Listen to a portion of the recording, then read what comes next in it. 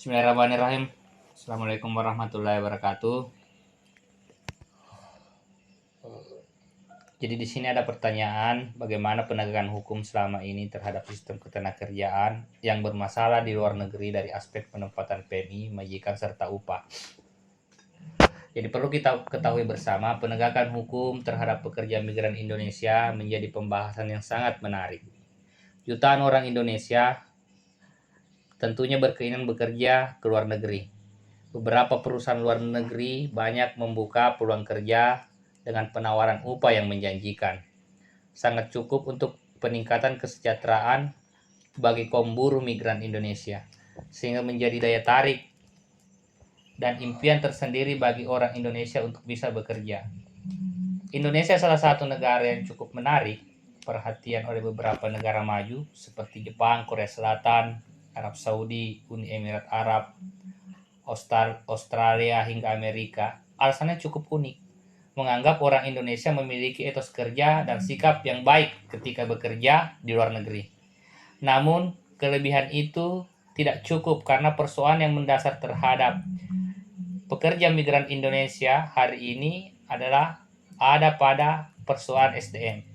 Hanya sedikit PMI kita memiliki kompetensi atau keterampilan khusus, specification skill worker, dan menempati posisi yang strategis di perusahaan-perusahaan luar negeri, selebihnya hanya sebagai karyawan biasa.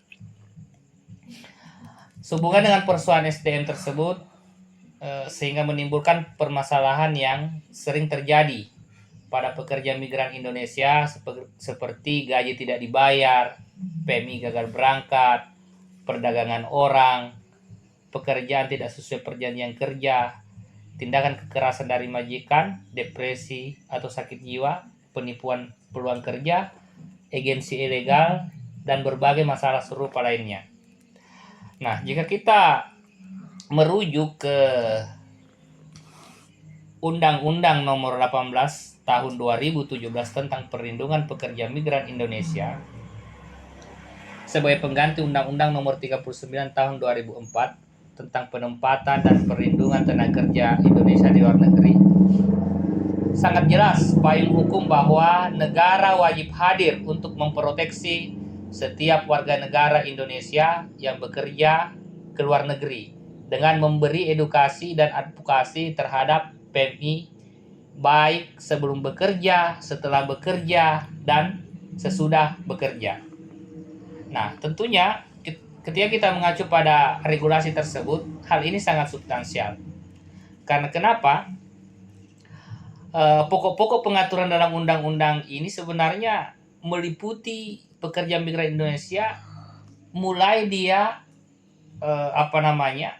sudah harus dilindungi pada waktu dilaksanakan namanya perekrutan.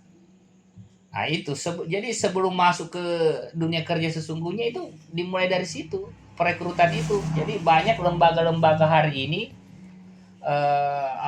lembaga penyedia tenaga kerja yang berafiliasi dengan perusahaan-perusahaan ketenagakerjaan atau bahkan mungkin Kementerian Tenaga Kerja, harusnya BP2MI ini sudah harus hadir di sana untuk memberikan advokasi, pendampingan hukum terhadap PMI yang akan berangkat ke luar negeri itu. Nah, kita bisa melihat bahwa begitu krusialnya hal ini karena di awal sebelum mereka berangkat baru dijajaki orang-orang yang akan bekerja ke luar negeri oleh lembaga-lembaga penyedia tenaga kerja. Biasanya di sini sudah rawan penipuan. Nah, jadi banyak orang tua yang menginginkan hanya bekerja ke luar negeri sudah harus keluar duit. Ada agensi-agensi atau lembaga penyedia lah, ya. Nah, itulah nantinya yang mencoba untuk mengajak anak-anak Indonesia ini untuk bisa bagaimana dibawa ke LPK sebelum diberangkatkan ke luar negeri. Itu pun di LPK itu harus melewati proses yang cukup panjang, minimal 3 bulan. Dia harus belajar untuk pemantapan bahasa, dan sebelum itu ya harus dilakukan tes oleh outsourcing atau perwakilan perusahaan-perusahaan yang ingin menggunakan jasa tenaga kerja yang akan bekerja di luar negeri. Nah, di situ. Nah, ini pendampingannya sudah harus dilaksanakan di awal itu. Jadi persoalan hukum ini tidak hanya sampai nanti di luar negeri, tapi diawali dari proses itu. Nah, di sini harus pemerintah hadir melalui BP2MI. Nah, untuk itu setelah mekanisme itu berjalan, dimulai dari penyedia kemudian mengikuti pendidikan di LPK dan sampai nantinya diinterview oleh pihak user atau perusahaan yang akan menggunakan jasa tenaga kerja, kemudian melewati tahap administratif oleh pemerintah. Nantinya setelah melewati semua rangkaian itu baru mereka bisa kita kawal sampai ke penempatan di negara tujuan. Katakanlah Jepang yang menginginkan jasa tenaga kerja, ya tentunya harus dipastikan bahwa warga negara Indonesia ini tidak boleh dia mendapatkan perlakuan yang diskriminatif atau bentuk terjadinya pelanggaran hak asasi manusia. Nah, negara wajib hadir di sana untuk melindungi, termasuk ini merupakan tugas dari KBRI yang ada di sana untuk memantau warga negara Indonesia yang bekerja ke luar negeri. Dan ini juga yang harus kita pikirkan bersama, bahwa kejadian-kejadian itu sudah hal yang terus berulang, masuk dalam skema lingkaran setan lah istilahnya, karena ini tidak berhenti hanya sampai di sini. Kita tentunya biasa mendengar, bahkan mungkin melihat langsung realita bahwa begitu banyak pekerja migran Indonesia yang mendapatkan perlakuan yang tidak menyenangkan di luar negeri, termasuk mungkin upahnya tidak dibayarkan, perlakuan diskriminasi atau tindakan kekerasan oleh majikan. Itu banyak terjadi di sana. Nah, inilah tugas dari pemerintah melalui BP2MI dan KBRI sebagai perwakilan atau representasi negara yang ada di luar negeri untuk memantau dan memastikan bahwa setiap warga negara yang bekerja di luar negeri atau pekerja migran Indonesia ini mendapatkan perlakuan yang adil, mendapatkan upahnya, sehingga bukan hanya mereka diharapkan menjadi pahlawan devisa, tapi mereka juga mampu menjadi pahlawan buat diri dan keluarga mereka ketika kembali Indonesia dan mendapatkan kesejahteraan dari hasil bekerja selama mereka menjadi PMI di luar negeri.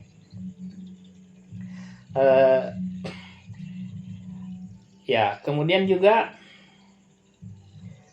perlindungan pekerja migran Indonesia sebenarnya ini bertujuan untuk menjamin pemenuhan dan penegakan hak asasi manusia seperti yang saya sampaikan sebelumnya, karena PMI ini adalah warga negara Indonesia.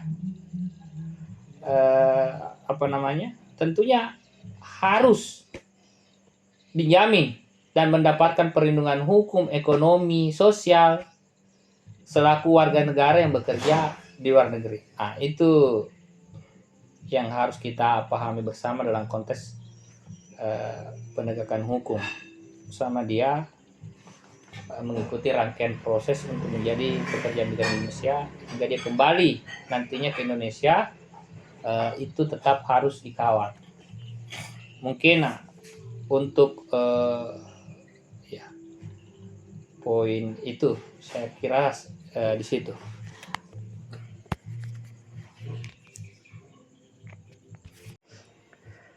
Bisa diceritakan bentuk advokasi PMI yang selama ini pernah ditangani? Ya, kita pernah mendampingi salah satu PMI ilegal yang menjadi korban kekerasan oleh majikannya. Nah, nasib TKW tersebut berakhir tragis dan mayatnya waktu itu dimasukkan dalam koper. Nah,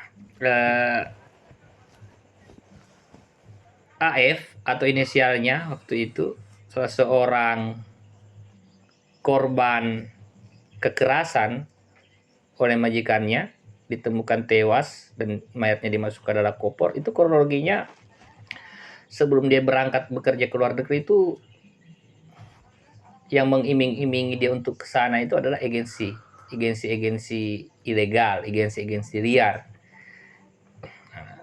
Karena bisa kita pahami bahwa Indonesia ini banyak oknum-oknum atau mafia-mafia yang memiliki jaringan sampai ke luar negeri yang memudahkan akses-akses mereka bagaimana bisa mencari orang-orang Indonesia ditawari bekerja ke luar negeri dengan iming-iming gaji yang cukup tinggi. Nah, sehingga masyarakat awam yang tidak memiliki SDM dan kompetensi atau skill keterampilan kerja, mereka tergiur untuk bisa bekerja ke luar negeri karena iming-iming tadi. Bahkan kita mendengar dari beberapa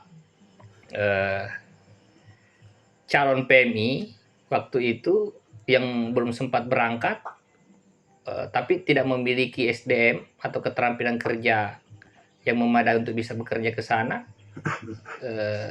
itu ada yang dibimbing untuk bisa umrah, naik haji. Nah, orang-orang seperti itu awam yang tinggal di daerah itu tentunya kan akan tergiur, apalagi besaran nominal untuk bisa bekerja ke luar negeri waktu itu berbeda dengan jalur resmi.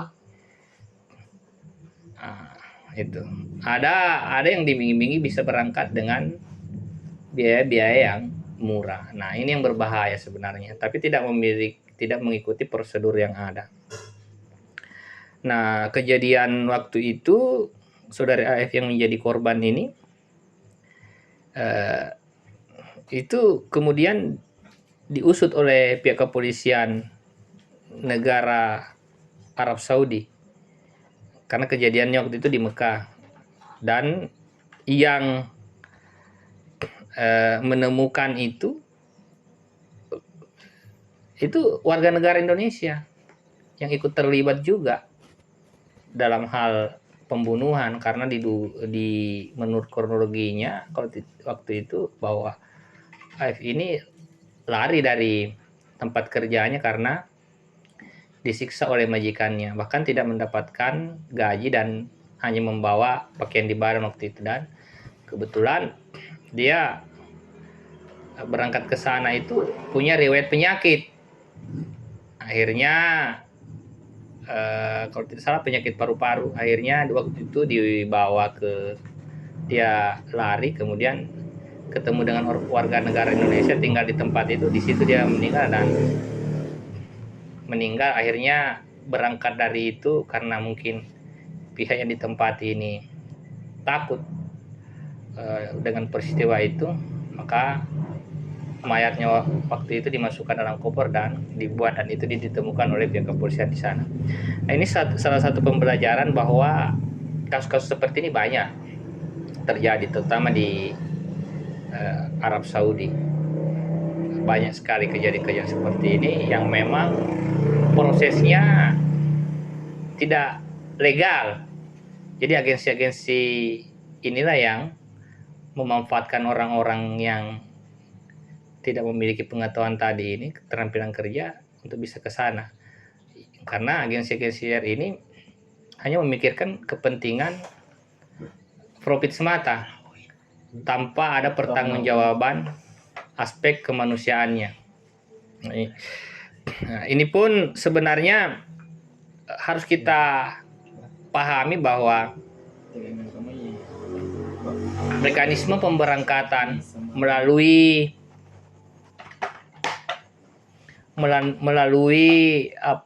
sistem yang ilegal itu tidak akan mendapatkan jaminan-jaminan atau santunan-santunan ketika terjadi seperti itu. Katakanlah dia melalui jalur ilegal meninggal di luar negeri, itu tidak akan mendapatkan asuransi atau jaminan-jaminan sosial ketenagakerjaan sebagai seorang PMI. Nah, karena negara juga tidak bisa mengetahui keberadaan mereka, bahwa ada yang sampai ke sana itu bukan menggunakan visa kerja, tapi hanya menggunakan visa kunjungan, visa wisata. Nah, ini juga menjadi persoalan. Dan anehnya proses itu terjadi begitu saja dan bisa lolos oleh pihak imigrasi. Ini pertanyaannya, ada apa? Kok bisa orang-orang yang tadinya tidak memiliki keterampilan kerja, basic pendidikannya juga tidak menyelesaikan kebutuhan kerja, ini bisa ke sana. Bahkan menurut pengalaman saya melihat kasus ini, pihak korban ini berangkat ke sana ini mulai dari dokumennya, KTP-nya, paspornya, ini semua diurus dan dipalsukan. Dan anehnya pihak imigrasi kenapa bisa lolos? Nah, ini yang menjadi persoalan. Dan saya melihat bahwa persoalan ini sudah menjadi semacam lingkaran setan, karena pendistribusian tenaga kerja ke luar negeri ini ditunggangi oleh jaringan-jaringan mafia. Ini yang harus diberantas oleh negara, karena pada dasarnya semua atau setiap warga negara yang berangkat ke luar negeri tidak memiliki mekanisme yang sah atau legal, maka itu bisa masuk dalam kategori tindak kejahatan human trafficking. Nah, ini perdagangan orang. Tapi kalau itu dilakukan dengan mekanisme dan sistem yang baik, memang terintegrasi dengan Kementerian Tenaga Kerja, kemudian diketahui oleh BP2MI dan pihak kedutaan, perusahaan yang ditempati juga jelas, atau usernya itu terdaftar. Nah, ini tidak masuk dalam tindak pidana human trafficking karena dia legal, bahkan bisa mendapatkan perlindungan kerja dari negara. Nah, ini yang susah, karena negara juga perlu perangkat-perangkat yang kuat untuk mampu mendeteksi setiap warga negaranya, baik itu yang bekerja ke luar negeri dengan dengan sistem yang legal, begitu juga yang ilegal, tetap mereka harus bisa bisa dipantau oleh negara. Nah, itu yang perlu kita pahami bersama. Dan yang lain, kasus yang pernah kami tangani juga ya terkait lembaga penyediaan tenaga kerja bekerja sama dengan LPK waktu itu melakukan perekrutan calon-calon PMI supaya bisa mengikuti pendidikan di LPK, lembaga pelatihan khusus yang mengajarkan basic berbahasa asing. Nah, ini waktu itu juga pihak kepolisian, kalau tidak salah pihak kepolisian Jakarta Utara itu turun bersama personilnya untuk melakukan sidak. Waktu itu diduga tempat itu berdasarkan lapor warga sebagai tempat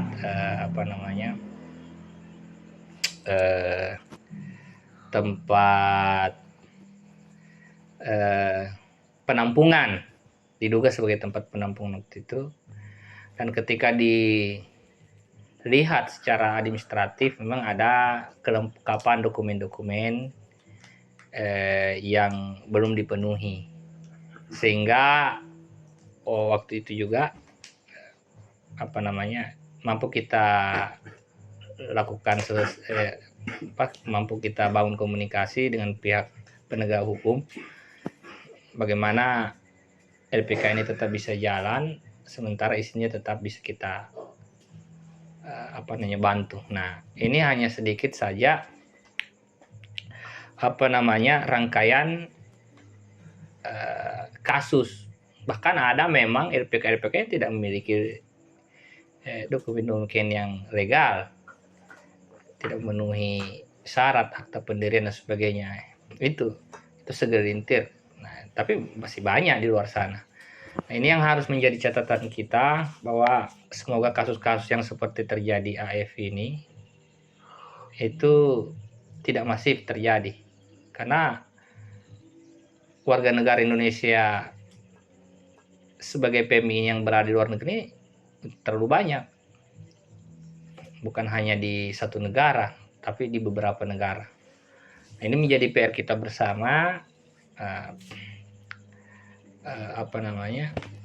supaya tidak terjadi lagi peristiwa-peristiwa yang tragis seperti yang dialami AF. AF ini termasuk korban dari oknum-oknum yang tidak bertanggung jawab. Bahkan orang tuanya dulu saja pernah bekerja di luar negeri dan pulang ke Indonesia karena mendapatkan perlakuan kasar dari majikan yang bersifat intimidatif, sehingga pulang dengan membawa penyakit psikologi kejiwaan. Nah, yang bekerja ke luar negeri rata-rata orang yang tidak mampu. Ini cukup tragis bagi kita. Seharusnya mereka bekerja di sana mendapatkan upah yang layak, pulang ke Indonesia mensejahterakan keluarganya, tapi apa yang terjadi? Pulang ke Indonesia hanya menjadi korban kekejaman majikan yang ada di luar negeri. Tapi itu tidak bisa kita hanya melihat satu-satu sisi, bahwa kita hanya menyalahkan negara yang bersangkutan.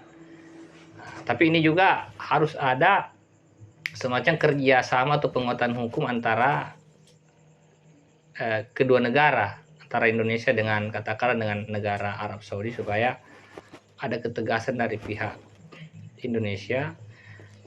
Kalau terjadi kasus-kasus seperti itu, banyak menjadi korban warga negara Indonesia, itu harus dihentikan pengiriman tenaga kerja di sana, supaya ini tidak merusak marwah dan kedaulatan bangsa Indonesia di mata negara lain. Ini yang harus menjadi catatan kita semua. Oke.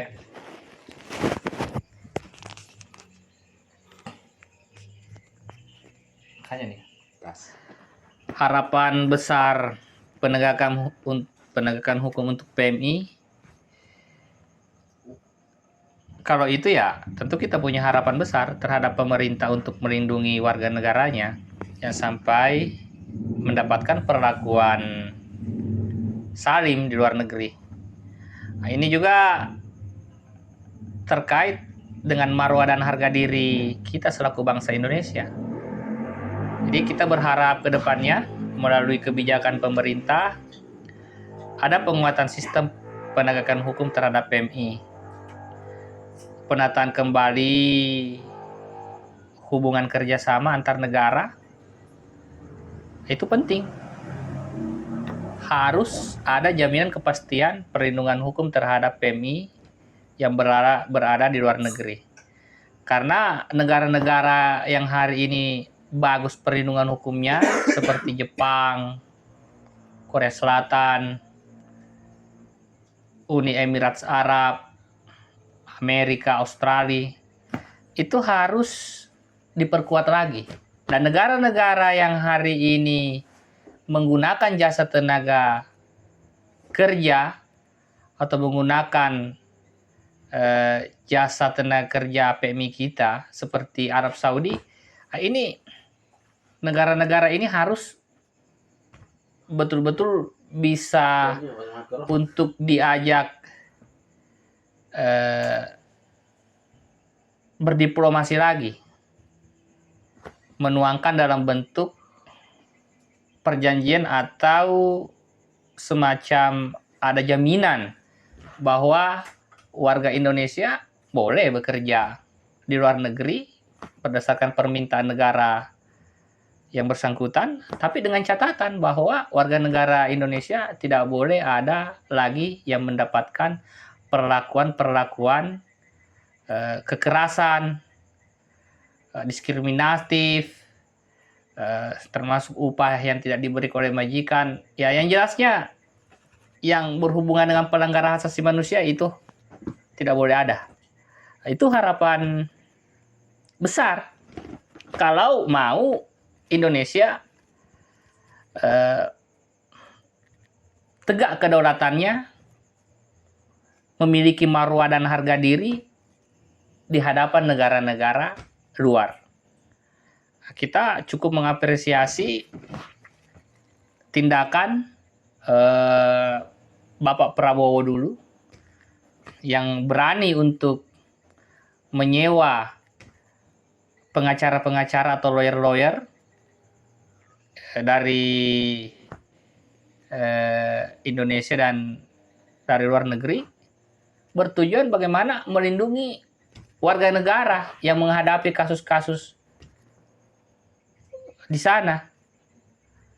Walaupun sikap warga negara Indonesia yang di sana ini tidak bisa langsung dikatakan dia sepenuhnya bersalah, tapi kita harus melihat juga bahwa konstruksi kasus ini, kronologinya ini harus runut dan jelas, karena tidak ada kejahatan yang terjadi begitu saja. Tentu ada penyebabnya. Walaupun mungkin warga Indonesia bisa saja melakukan dugaan kekerasan atau tindakan kejahatan di luar negeri. Itu pasti ada kronologinya atau motif-motifnya. Nah, ini juga yang harus diperhatikan kembali supaya tidak terjadi lagi hal seperti itu.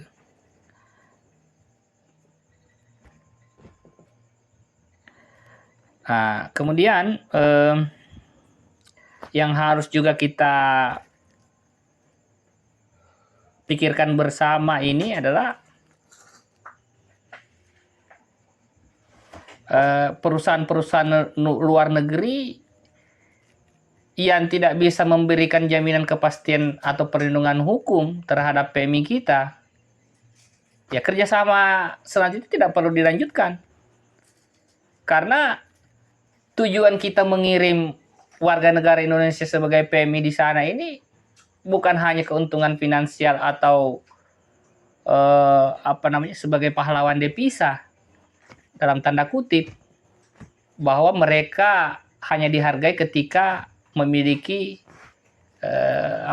manfaat dari jasa ketenagakerjaan yang mereka salurkan di sana.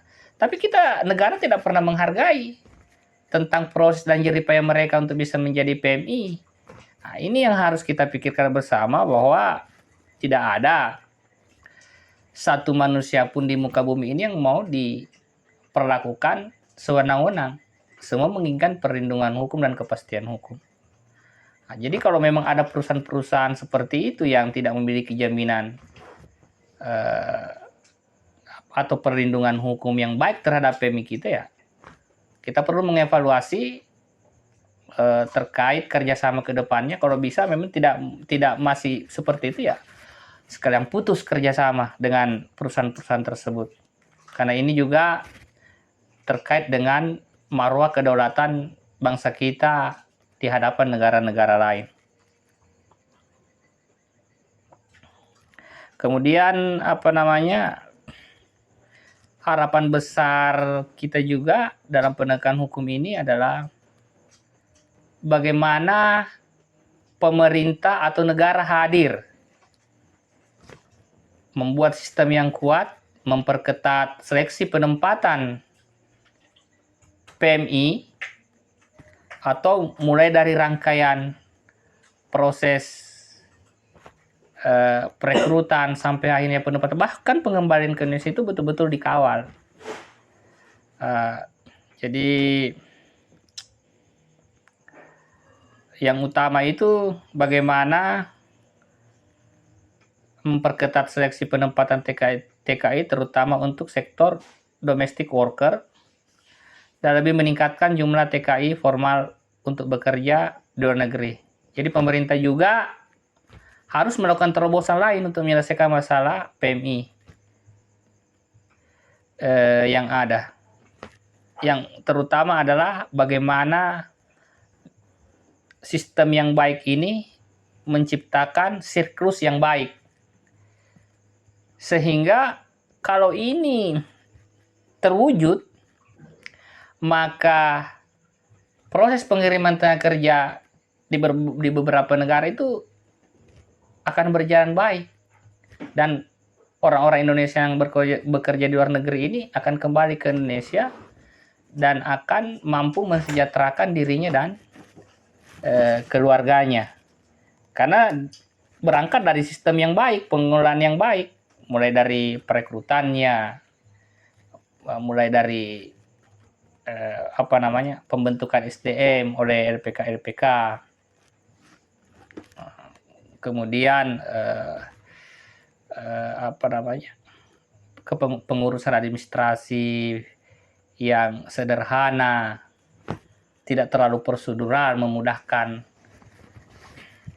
warga negara kita ini tidak berbelit-belit. Nah, itu yang perlu juga.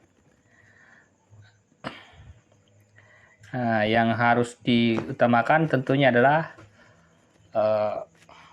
pendidikan dan pelatihan skill.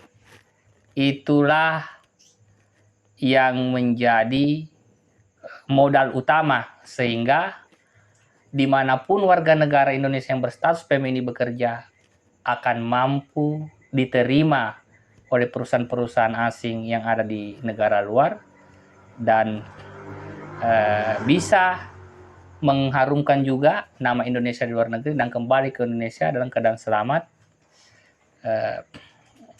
menjadi pahlawan devisa buat negaranya, buat dirinya, dan buat keluarganya. Jadi tidak ada lagi yang susah ketika mereka pulang dari luar negeri. Jadi semua PMI dipastikan sejahtera. Nah, itu harapan terbesar kita melalui proses penegakan hukum yang ada ke depannya. Nah, dan kemudian juga yang terakhir ini, apa yang perlu dibenahi dari aspek hukum bagi PMI? Ya, yang perlu dibenahi adalah sistem penegakan hukum kita. Sudahkah negara hadir di sana setiap ada persoalan-persoalan yang ada?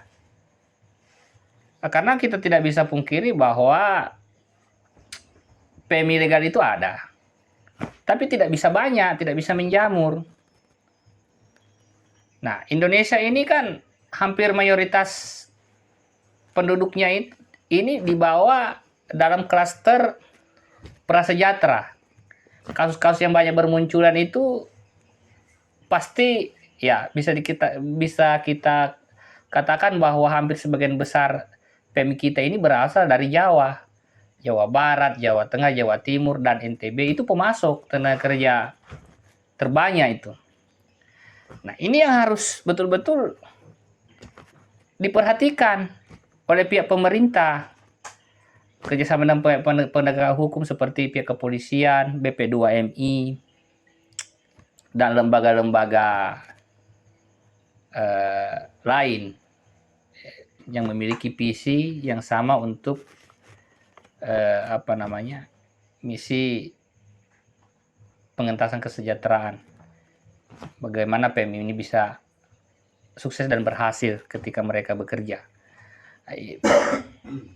Jadi keterlibatan BP2M ini bukan hanya sebatas lembaga negara yang hanya menjalankan tugasnya saja sebagai yang bersifat normatif. Namun secara tindakan ya harus memiliki kekuatan untuk menjalankan amanah undang-undang. Artinya kalau memang BP2M ini belum memiliki kekuatan penuh untuk mengeksekusi itu, ya harusnya pihak pemerintah dalam hal ini DPR bagaimana membuatkan payung hukum yang lebih kuat lagi lah, supaya tidak terjadi seperti ini. Ini memang perlu suatu lembaga khusus yang menangani mengenai tindak pidana atau tindak kejahatan human trafficking. Itu harus ada sebenarnya, karena nyawa manusia ini tidak bisa diperdagangkan. Itu tidak bisa dikonversi dalam bentuk nominal. Nyawa manusia ini sangat berharga dan dilindungi oleh undang-undang dan sangat dilindungi juga oleh hukum internasional, karena bagian dari hak asasi manusia. Nah, ini nih yang harus betul-betul kita perkuat lagi. Dan tentunya secara realitas hari ini banyak lembaga atau perusahaan, agensi, ya itu tadi hanya mementingkan ekonomi sebagaimana sudah saya jelaskan. Nah, jadi perlu ada regulasi yang kuat di sini, perlu ada lembaga khusus yang memiliki legitimasi yang kuat untuk bisa menjalankan amanah undang-undang itu, supaya warga negara Indonesia ini bisa lebih aman nyaman bekerja di luar negeri, menjadi pahlawan devisa, menjadi sumber kemakmuran bagi dirinya dan keluarganya. Jadi tidak ada lagi orang-orang yang bekerja ke luar negeri itu pulang ke Indonesia susah hidupnya, terlantar dan sebagainya. Itu jangan sampailah terjadi lagi kasus-kasus seperti itu. Mudah-mudahan hanya terjadi, Mas Anda. Intinya bahwa negara harus memproteksi warga negaranya mulai sebelum berangkat sampai penempatan bekerja di luar negeri sampai kepulangan, itu harus dikawal. Tidak boleh ada satu warga negara pun yang mendapatkan perlakuan sewenang-wenang di luar negeri. Ini sangat mencoreng marwah dan kedaulatan kita selaku bangsa yang besar. Semoga ini menjadi PR juga ke depan bagi pemerintah selanjutnya di bawah kepemimpinan Bapak Prabowo Subianto bersama dengan Bapak Gibran Raka Buming Raka. Semoga ini bisa menjadi perhatian khusus agar perlindungan atau penegakan hukum terhadap PMI bisa menjadi skala prioritas utama, baik dari aspek regulasi, aspek jaminan sosial ekonomi, dan lain. Itu harus diutamakan. Sehingga harapan kami bangsa Indonesia ini menjadi bangsa yang berdaulat dan bermartabat di mata bangsa-bangsa lain. Saya pikir hanya itu saja yang ingin saya sampaikan. Terima kasih untuk waktunya karena diberi ruang untuk bisa menyampaikan pemaparan dalam aspek penegakan hukum terhadap pekerja migran Indonesia. Terima kasih. Assalamualaikum warahmatullahi wabarakatuh.